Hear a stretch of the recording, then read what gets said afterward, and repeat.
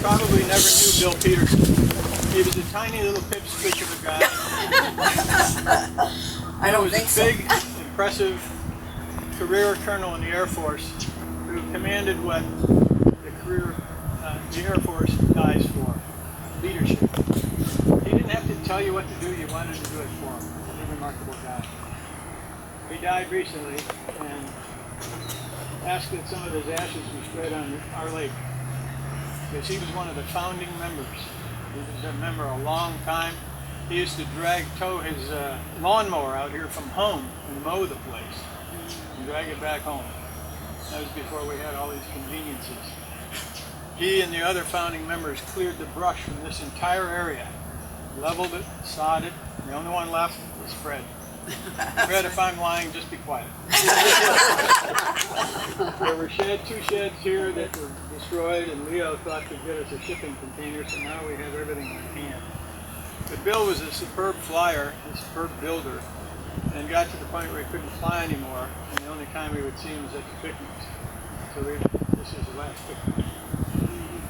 His daughter, Nancy Thompson, would like to say a few words about Bill, and she knows the actual truth. Thank you very much.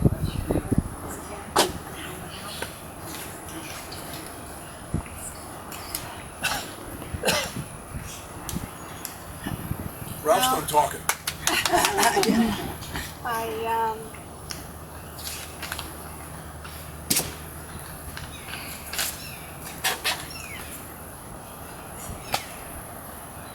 Don't get all weepy on us.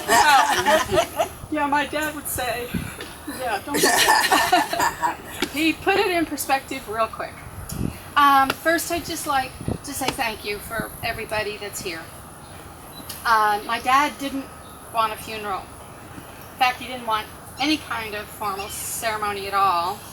And if you know my dad, when he made up his mind on something, that was it. So honoring him at the flying field feels very fitting. And like Ralph said, some of you never met my dad, while others shared his friendship and shared a lot of countless stories, and I'm sure all of them that we heard were true.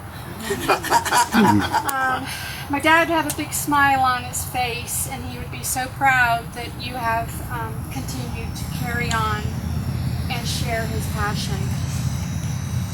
I remember my dad spending very serious hours building and painting and naming his planes and putting the pilot in and painting the pilot and naming the pilot.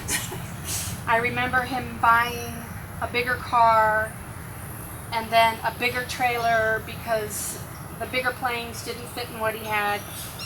I remember him rebuilding and repainting and renaming the planes that crashed and renaming the pilots.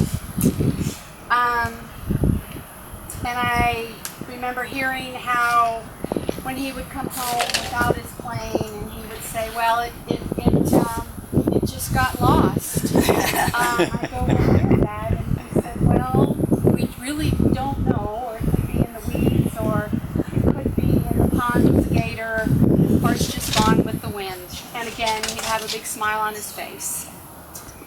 My dad was a very loving husband, loving father, loving grandfather. He was intelligent, witty, kind, extremely strong-willed, determined, hardworking. He loved my mom. He loved his family. He loved his grandchildren, Alana and Corey, and he always put his family first. And I just want to thank the Lord for blessing me with the best dad a girl could have.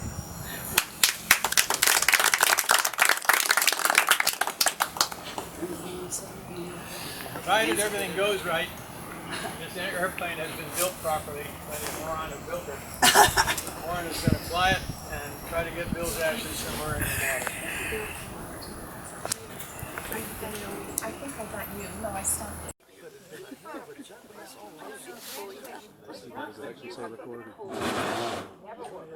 Hey, you might be your own request. Sorry, I have modified for you. Hey, that's a cool thing. The smallest animal in our house runs our house. The other one tries like mad. That, didn't it? We gotta let you do it. You walk me outside on it.